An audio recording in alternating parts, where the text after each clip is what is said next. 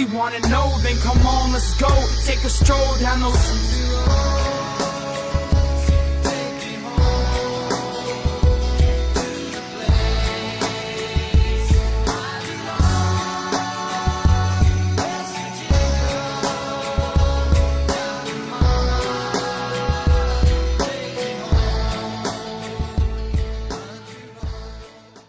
What's going on, everybody? Welcome into another edition of the Country Roads Webcast, brought to you by Trio 4 Productions. As always, I'm your host, Jordan Cruz, here today on this edition to recap the Mountaineers' third game of the season and their Big 12 Conference opening game against the Kansas State Wildcats. The game on Saturday did result in a win for the Mountaineers. They took down the Kansas State Wildcats by a score of 35-6 to put them at 3-0 overall on the season and 1-0 now in Big 12 Conference play. Here in a bit, our good friend of the Country Roads Webcast, Stephen Vestal, is going to join us on the show. He's kind of become our behind-the-scenes guy and our eyes in the stands, if you will, as he gets to attend the majority of these West Virginia games and is there on the scene, and that's a luxury that I don't have right now, so it kind of gives us another perspective, and we always enjoy having him on the show. So we'll get to him here in a bit. Before we get to that, let's get into this game summary a little bit. As far as the starters for the West Virginia Mountaineers in this game, they mainly remain the same as they were last game. On defense, they were the same, and on offense, they pretty much were as well, except for at right guard, where Joe Brown started this game, as he and Chase Barrett continued to split time at that position, and Chase Barrett actually started the last game, and Joe Brown was called upon again to start this game like he did in the first, and they split reps in this game at that position yet again. But other than that, the starters remain the same throughout as they were in the Mountaineers' last game against Youngstown State. The Mountaineers did receive the opening kickoff in this game, and their offense got the ball first and got onto the field first. And on that first drive, they did manage to move the ball down the field well. But however, unfortunately, the drive ended in a Will Greer interception, as him and Marcus Sims weren't exactly on the same page. Marcus Sims ran a post route, and Will Greer was kind of expecting a streak, it looked like, on the play, and a little miscommunication between them led to an easy interception for Kansas State, and they started that drive deep inside their own territory, as it was intercepted, I believe, inside their own 10-yard line. The second drive of the game for the Mountaineer offense ended much like the first, driving down the field, approaching the red zone, when Will Greer went to hand the ball off to Letty Brown, and he did not get the handoff cleanly and fumbled it away. And the first two drives of the game for the Mountaineers both resulted in turnovers, unfortunately. On the third drive of the game for the West Virginia offense, they would have to start on their own 2-yard line, but this would actually be the drive where they would break through, and they would do it in a hurry, going 98 yards in 2 plays and only taking 35 seconds to do so. The first play was a 16-yard completion to Marcus Sims, and then on the next play, Will Greer hit Marcus Sims again, this time for an 82-yard touchdown score, the longest play of the season thus far for the Mountaineers. Will Greer, the Heisman candidate at quarterback, just completed a pass to Sims. He's got him again, and he gets loose inside the 20. Goodbye, touchdown. And so the Mountaineers go 98 yards in 2 plays, both receptions by Marcus Sims, and go up in this game 7-0. Midway through the second quarter, Kansas State got the ball on a 2nd and 1, and they stopped them then. And then 3rd and 1, they stopped them again. And it was 4th and inches. Kansas State decided to go for it, even though they were on their own side of the field. And on 4th and inches, the West Virginia defense stopped them in the backfield for about a 4-yard loss. So impressively enough, 3 straight stops when all Kansas State needed was a yard. So that just shows you how impressive this Mountaineer defense is at getting tackles for loss and getting into opponents' backfields. You've seen it right there on 3 consecutive plays as they stopped Kansas State when all they needed was a yard. And then the offense would use that turnover on downs and that momentum that they got from the defense doing that and turn it into yet another scoring drive, marching down the field quickly and getting into the end zone on a 1-yard touchdown pass from Will Greer to David Seals. That snap went high, but here they get it in. Touchdown Mountaineers, it's David Seals. To make the score 14-0 West Virginia. Slightly later on in that second quarter, the WVU defense would force Kansas State into yet another 3 and out and get the Mountaineer offense the ball back with time for one more possession before the half, as they got the ball back with only 55 seconds to go and on their own 27-yard line. From there, West Virginia quarterback Will Greer would lead a masterful drive that saw him manage the clock beautifully in those only 55 seconds as he marched the Mountaineers down the field 73 yards, getting into the end zone with 2 seconds left until halftime on a beautifully placed fade route to David Seals in the back corner of the end zone. Seals at the top of the screen. He's going to float one that way. Greer. target, and what a catch! For another 1-yard touchdown pass, and this will put the Mountaineers up 21-0, which is where the score would be at halftime, as the Mountaineers went into the break leading 21-0 over Kansas State. Mentioned the WVU defense continued their strong play they've shown early in this season, and especially in this first half where they were absolutely dominant. They held Kansas State to only 77 yards of total offense, as well as forcing them into 0 for 6 on third down attempts and 0 for 1 on fourth down attempts. And Kansas State actually didn't even cross midfield in the first half at all.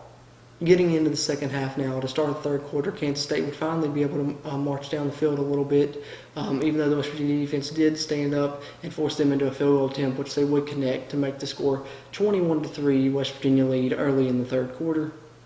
Then the Mountaineers would go on to answer that Kansas State scoring drive with one of their own, this time on another big play, as Will Greer was able to hit Tevin Bush down the sideline for a 62-yard touchdown. On first down, the fake to Petaway.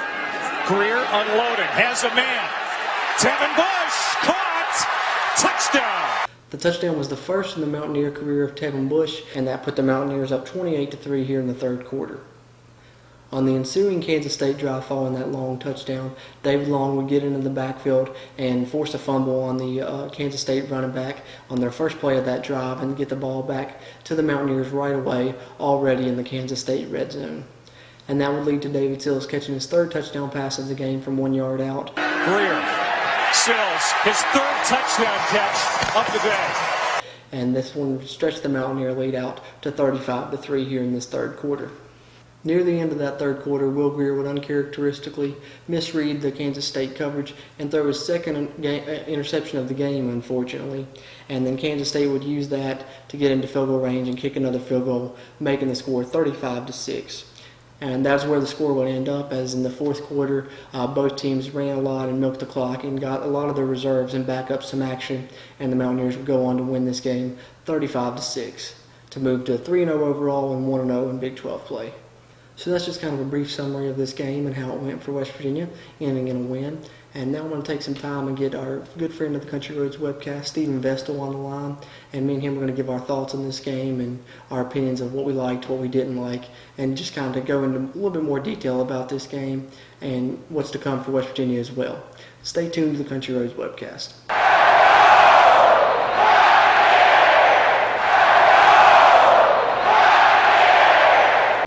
All right, back here on the Country Roads Webcast, joined again by our man in the stands, Stephen Vestal. How's it going today, Stephen? It's going pretty good, man. How you doing? Not too bad. Can't complain.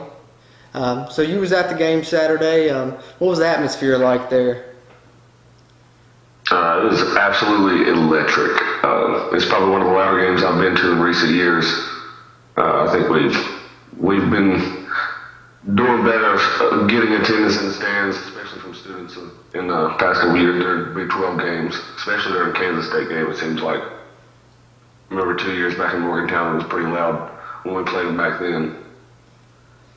Yeah, I think that the Heisman hype for Will Greer and the success of the team and the high ranking so far has really made the fans buy in even more and made the atmospheres of the games probably even louder, I'm sure. So, yeah, it's definitely a fun time. Oh yeah, always, for sure, absolutely.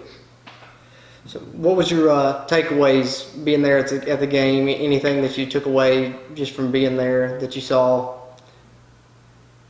I think a lot of it was what everybody's seen. I think the biggest takeaway was our offense is very good at what they do once they get going, but they just got to do a better job of getting started quicker. I think we had 3-4 turnovers. I know we had 3 interceptions.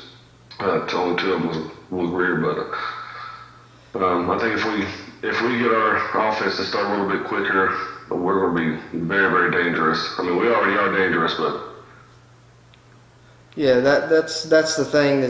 So far, there's been kind of slow starts early in these games, and it's taken them like a quarter or two to get going. And the third quarter's kind of been their best quarter so far this season. This time, maybe the second quarter, but up 21-0 on a Kansas State team. They're not a team that's good from coming behind. I think everyone kind of knew at that point that one was probably in the bag and kind of over. But the turnovers is definitely something you're going to have to cut down on The 3 interceptions, 2 by Will Greer and then the 1 by Jack Allison late, and then the fumble by Letty Brown. But 4 turnovers and a 29-point win. That's just shows how good of a team you've got, really, to lose the turnover battle and -3 and have 4 turnovers and still get a 29-point win. Shows the talent of this team and how good they can be, though, I think. Oh yeah, absolutely. Do a little rundown of these stats real quick. Team-wise, total yards, Kansas State had 318 to West Virginia's 464. A lot of those came late in the game, too, when West Virginia had some backups in. Pass yards, Kansas State 227, West Virginia 356. Rush yards, West Virginia actually held Kansas State under 100 at 91 and had 108 themselves. Penalties, Kansas State had 8 for 69 yards, while West Virginia was only at 3 for 35 yards. Third downs, Kansas State was 3 of 14, West Virginia was 8 of 12. Red zone, West Virginia was 3 of 3, keeping their red zone scoring rate this year at 100%. West Virginia had 4 sacks and 10 tackles for loss, and we mentioned Kansas State with the 1 turnover and West Virginia with 4. Any of those numbers there stick out to you, really, Stephen?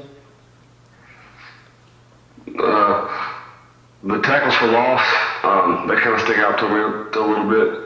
The biggest number to me that sticks out is we didn't allow a single touchdown on Saturday, and I think that speaks volumes for our defense coming off the kind of a year that they had last year. I think Josh Norwood had a hell of a game.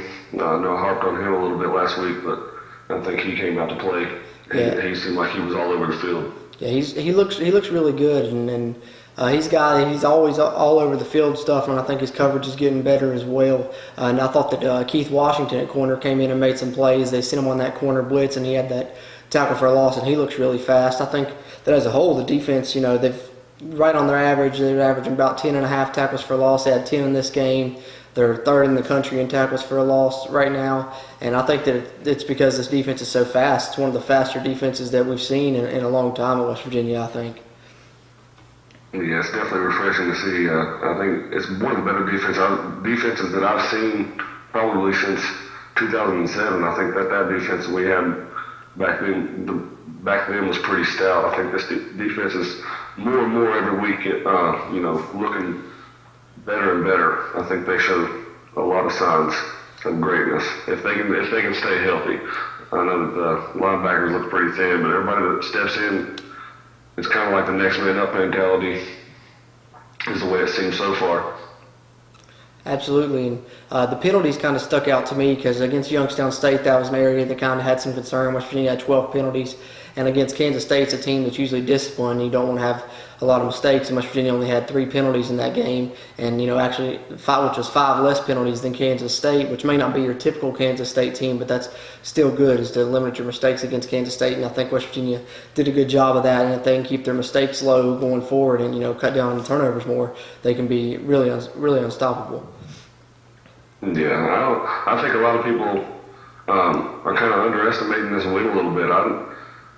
As bad as a team as Kansas State is, it is not easy to beat a team, any team in the Big 12 and not give up a touchdown, and especially to beat them by the margin that we did. Yeah, absolutely. This week, especially because they got into the red zone. Oh yeah, it'll definitely change going forward and into the Big 12. Facing some more of these spread out attacks is Kansas State's kind of the outlier in the Big 12, and don't run that type of offense, but still, they was in the red zone a couple times, and West Virginia still able to hold them to field goals, and that was big. And then, huge. Oh yeah, of course. And then you mentioned being thin at linebacker, and speaking of that linebacker position, this was a game where a lot of people figured we'd see Shea Campbell get some more reps against that Kansas State power run, and wouldn't see as much of Javani Stewart, but actually that wasn't the case, as Javani Stewart started and played basically every important rep in this game, as Shea Campbell didn't get in until late in the 4th quarter there. So it looks like Javani Stewart is going to be the guy there going forward. And do you like what you saw from Javani? I did. I loved what he got. The game that he has. Saturday he played lights out. I know that we talked a little bit about it last week, but that kid is, for his size, a very truly talented player. I was kind of laughing about it whenever the game was going on Saturday, but he kind of looks just like a speeding bullet out there on the field. Yeah. Because he's so small, but he's so fast. Absolutely, and I think, going forward, like we talked about facing other Big 12 offenses, he's really going to play a part there because, usually it's a mismatch if you get a linebacker against like a slot receiver or running back out of the backfield or something, but I think in his case it won't really be as much as a mismatch where he's that converted safety and he's got the speed, and I think he'll be able to cover a lot of these Big 12 offenses really well, and I think moving him there is going to be a good move for West Virginia. Absolutely. All right, going on with statistics individually, Greer 25 of 35, 356, 5 TDs. Did have the 2 interceptions. One kind of misread the coverage, not a very good throw there. The other one was just more of a miscommunication between him and Marcus Sims. Rushing-wise, Kennedy McCoy had his best game of the year, 12 carries, 73 yards. Letty Brown, 8 carries, 23 yards. Marto Pedway, 6 carries, 18 yards. Receiving-wise, you've seen for the first time in his career, Marcus Sims have back-to-back 100-yard games, and outdid his total last week, going for 136 yards this week on only 5 catches and a touchdown. And Seals, 10 catches, 73 yards, 3 touchdowns. Tevin Bush had the 2 catches for 69 yards and a touchdown. And Jennings and Sims both had 3 catches for 31 yards. Going over those numbers, who would you say would be your player of the game on offense? I'm going to go ahead and go with David Seals because he came back with another 3-touchdown game this week. The guy just has ice in his veins. He really truly does. Absolutely. I'm loving it every week. Oh, for sure. And I think it's impressive because you've seen last week, Gary Jennings, or not last week, but last game rather, Gary Jennings had, the 3 touchdowns and David Seals only had 2 catches. And then turn around this game, David Seals has 3 touchdowns and Gary Jennings only has 3 catches. So it's kind of like Kansas State saw what Gary Jennings did and wanted to defend him more, but then that left Seals open and he had 3 touchdowns. So it's just kind of hard for the defense to figure out who to cover in this West Virginia offense. You cover somebody and then you got somebody else making plays. Yeah, and I don't think it's so much as the defense trying to figure it out. I don't think that the defense can figure it out because you can't have that many guys on the field. There's just too many guys, too many weapons on the team to be able to cover them all. Yeah, absolutely. I think that's one of the best things about this offense. Because, you got Sims, Seals, and Jennings, of course, but then this is the 3rd game in a row where a 4th receiver has made a big touchdown. In the opening game, T.J. Simmons had the 59-yarder. Then you had Dominique Maiden with the 40-yard touchdown against Youngstown State. And now in this game, Tevin Bush with the 62-yard touchdown, and his first career touchdown. So, even the 4th receiver, no matter who it is making plays in these games as well. Yeah, I think it's all, the precision of the ball. I know you see it on TV, but in person, it's just, you cannot match the precision of the ball that Will Greer has. Every single ball is on point. I know in the first game I watched him throw a pass to David Seals and it went right. David Seals missed it and it hit him right on the numbers. And then, I remember a pass just Saturday against Kansas State, and he threw one to Gary Jennings, and everybody in the stadium knew it should have been a touchdown, but it was right on the numbers as well. Oh yeah, that was surprising to see. You don't see Gary Jennings drop any balls, so I was very surprised by that one, and Greer put it right in his hands. Yeah. But yeah, I agree with you wholeheartedly. Greer, just what he does out there is special, and I hope people appreciate what they're seeing. Because there's not too many chances left to see Will Greer, and I hope people cherish these chances because he's one of the best to ever come through West Virginia. Oh, absolutely. I've seen Pat White, I've seen Juno, and a few other ones, and I will say Will Greer's, I don't want to say he's better than them yet, but he's right up there on that list. Yeah, absolutely, I agree. And my player of the game for offense, I thought about taking Greer. You can almost take Greer every week. Thought about taking Seals like you did for the 3 touchdowns, but I'm gonna say Marcus Sims just for the fact that he's really come on this year so far. First time having back-to-back 100-yard games. Last game was his career high. Now this game he sets a new career high. Had the long 82-yard touchdown, and he's a guy that's really going to continue to make big plays, I feel like, because Seals and Jennings, they draw a lot of attention, and he can take the top off the defense, and that's going to make defenses focus on him. And if they start having to bring a safety over the top of him because he's going over the top, then that's going to open things up in the middle for Seals and Jennings and those guys to do work on the short passing game as well. So I think Marcus Sims is a big difference maker for this team, and and he had a great performance. And I look for him to make a difference in the return game soon. I think he's going to run one of these kicks back or one of these punts back before it's all said and done. Yeah, I do too. Well, I like that choice because I feel like last year Marcus Sims, after the suspension at the beginning of the season and it kind of set him back, he never really got into his groove. I feel like he had spurts of greatness, but he never really could find his rhythm. But this year, like you said, he's been a very valuable option for us to go over the top with. Yeah, and it makes it easier for him to use that short game. Yeah, absolutely. And last year he was kind of just more of a one-trick pony, and this year he's becoming more of a complete receiver. You see him run a lot of different routes, and not just the long ones, but that's still his best route is that long route because he's just got such great speed. But he's becoming more of a complete receiver too, I've noticed, and I think that's really good for this offense. Yeah, he kind of reminds me of Mario Alford in a way. Yeah, I can see that comparison. They both got that great speed for sure.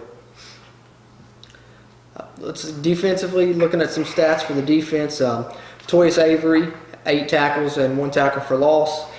David Long with another monster game, 8 tackles, 3 tackles for a loss, and 2 sacks. Dylan Tonkery, we mentioned previously that he's been doing some good things, even though he hadn't really shown up on the stat sheet too much. But he made a big impact on the stat sheet in this one, getting 6 tackles, 2.5 tackles for a loss, and a forced fumble. Javon Askew Henry, always solid, 5 tackles and half a tackle for a loss. And then Javani Stewart, who we mentioned earlier, also got 5 tackles. After those numbers, who would you say would be your player of the game on defense in this one? I like Toyus Avery. I think that Toyus just seemed like he was all over the place, and he kind of set the tone early, and he kind of had he was in there helping out a bunch on the tackles for loss. Dylan Tonkery also had a very, very good game. Yeah, like you said, he finally had his coming out party, I guess you could say. Oh yeah, I was very impressed by what he did because a lot of people have been giving him flack because he hasn't been getting a lot of tackles and stuff, but he's kind of been doing his job, and even though he hadn't been racking up the tackles, and then I think he kind of took that to heart and used it as motivation. Had a big game in this one, and Avery as well, and I like the West Virginia safeties. They're solid, very solid with Askew Henry and Kenny Robinson and Toyus Avery. One of the better positions along with the defensive line. As far as my player of the game on defense, David Long with another monster game, and you can always go with him as player of the game. But I'm gonna go with Dylan Tonkery, like we said, just because he kind of did have his coming out party, 2.5 tackles for a loss and the forced fumble. And I liked what I've seen a lot from Dylan Tonkery at that middle linebacker spot, and hopefully he continues to play that way going forward. And it really gives another dimension to this defense if he's getting in there and making plays in the backfield as well, along with David Long. Absolutely. I think the entire defense honestly deserves some credit because they've definitely stepped up to the plate this year. Oh, yeah, absolutely. They was in a lot of people's hot seat. Yeah, for sure. A lot of people was saying that this team would only go as far as the defense could take us. And, through these 3 games, not 3 great teams necessarily, but even though it's still impressive what they've done, they lead the Big 12 in scoring defense, only giving up 12.3 points per game, and also tied for first in the country in scoring defense, with only giving up the 12.3 points per game, and also lead the Big 12 in total defense, only giving up 304 yards per game. And I don't think anybody predicted them to be there after 3 games in the offseason. No one would have predicted that.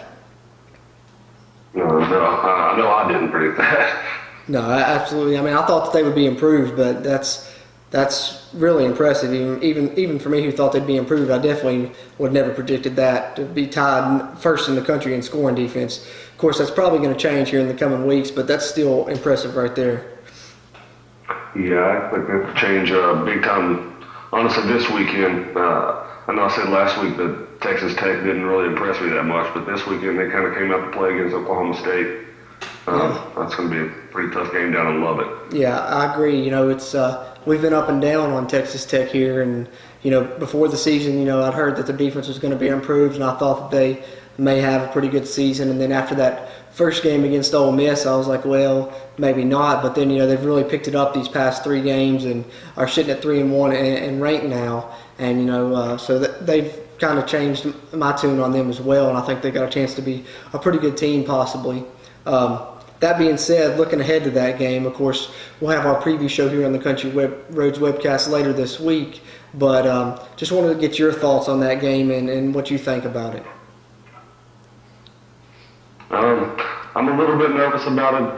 Just looking at how Texas Tech played last week, I think West Virginia will be ready for it, though. I think that they're very competitive. I think they'll go down there and they'll be ready for whatever the crowd has to offer. What is it, they throw tortillas down there? Yeah, them tortillas, man. It's supposed to be banned, but somehow they sneak them in there, and they're always getting thrown on the field and everything else.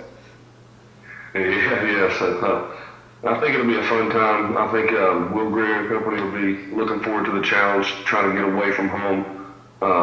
It'll be the first time that they get away from home this season, other than going to Charlotte, and that's the turnout that we had at that game. I don't really know if you could call it an away game. So right. I think the guys will be looking forward to it. I think so too. It'll be, like you mentioned, it's going to be a series of firsts for West Virginia in this game. First true road game, first passing offense that they're going to face, first ranked team that they're going to face this season. So I think it'll be a good test and a good barometer game, probably for both teams, to see how good Texas Tech really is and to see if West Virginia's defense can live up to the hype as well. And I think it'll be a good game down there in Lubbock. And Tony Gibson will probably have something up his sleeve for that Texas Tech offense, I feel like, especially with their quarterback being a true freshman. That's probably going to work to his advantage. The first time a player see the 3-3-5, they usually get a little bit confused by it, so I think that could work to West Virginia's advantage. That being said, you care to offer up a prediction for this game on Saturday? I feel like it might be within 10 points of a game. I don't know if it's going to be any closer. It might be closer than that, but I don't know if you'll see this one come down to a field goal or anything. I'm going to go ahead and go 46-35. I like that prediction. I don't want to go too high, too low. Yeah, I feel like it's going to sit there in the medium range. That's the way I look at it. West Virginia's giving up the 12 points, and Texas Tech's going to score more than that, but I still think West Virginia's got a chance to keep them under 40 and in the 30s maybe. And they're averaging like 600 yards of offense. I think West Virginia will keep them probably well under that. I think that their defense, they're going to give a little bit in this game because of how good Texas Tech's offense is, but I think that they're still going to perform enough to hopefully get enough stops to get the win. Yeah, and hopefully the defense can come up with a turnover for the first time this year? I don't think that they got one in the Kansas State game. Yeah, they got one in the Kansas State game, and I think Drayvon had that one interception in Youngstown, but that just two turnovers so far. Yeah. 2 turnovers in 3 games. You'd like to see a little bit more than that, especially against a Texas Tech team where that could really help you out a lot. Yeah, absolutely. All right, Stephen. Appreciate you coming on again, man, and we'll have you on and back again soon, man. Awesome, man. I really appreciate it. Looking forward to it. No doubt, man. Let's go Mountaineers. Yeah, go Mountaineers, man. All right, take it easy, brother. You too, brother. Bye. All right, that'll wrap up our Game 3 recap here on the Country Roads Webcast. Be sure to tune in later this week as we get set to bring you our preview of the Mountaineers' 4th game of the season as they get ready to take on their first-ranked opponent of the season in the 25th-ranked Texas Tech Red Raiders down there in Lubbock, and it will also be the West Virginia Mountaineers' first true road game of this season. For now, though, the Mountaineers sit at 3-0 overall and 1-0 in the Big 12 Conference, so off to a good start, and they'll hope to keep that momentum rolling going into that game. That being said, this has been the Country Roads Webcast, brought to you by Trio 4 Productions, and until next time, let's go Mountaineers! Country Roads.